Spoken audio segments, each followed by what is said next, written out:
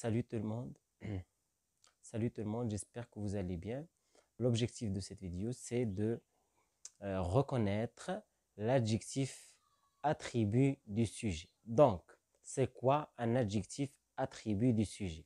Donc, quand on a une phrase qui contient un attribut du sujet, ça s'appelle une phrase attributive. Une phrase attributive. Donc, l'adjectif, tout simplement, il qualifie le nom. Elle a toujours la fonction de nous donner quelques informations sur le nom, sur le sujet. Donc, au niveau de l'attribut du sujet, elle nous donne des informations sur le sujet. Au niveau de la phrase attributive, nous avons un verbe d'état. Donc, l'attribut du sujet vient toujours après un verbe d'état. Les verbes d'état sont, par exemple, sembler, devenir, rester, demeurer, avoir l'air de, passer pour, devenir, apparaître, paraître. Voilà la liste des verbes d'état. Donc, lorsqu'on a un verbe d'état, on ne peut pas parler de complément d'objet direct ou indirect, ou complément circoncisé, etc. On parle de l'attribut du sujet. Regardez un exemple. Paul semble content.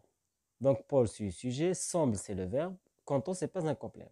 Dans ce cas-là, on ne parle pas de complément d'objet direct ou indirect, on parle de l'adjectif attribut du sujet. Donc, en ce qui concerne l'accord de l'attribut du sujet, l'attribut du sujet varie en genre et en nombre. Il est variable, il change, d'accord? Il varie en genre et en nombre avec son sujet. On dit Paul est heureux, Leïla est heureuse, ok? Donc, attention à l'accord. Les filles sont contentes.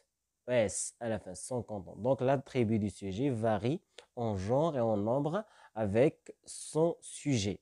Les hommes sont heureux avec X à la fin. On est bien d'accord? Donc, voilà l'attribut du sujet. Lorsqu'on a un verbe d'action, on ne peut pas parler de l'attribut du sujet.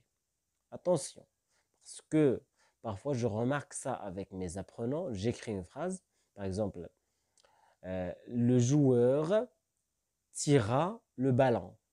Donc, où est l'attribut du sujet? Monsieur, c'est le ballon. Il cherche toujours le mot qui est après le verbe. Non, on doit tout d'abord chercher le verbe d'état. Le verbe tirer, ce n'est pas un verbe d'état, c'est un verbe d'action. J'ai déjà expliqué dans une vidéo la différence entre les verbes d'état et les verbes d'action. Donc faites attention. Quand on a un verbe d'état, on peut parler de l'attribut du sujet. Okay?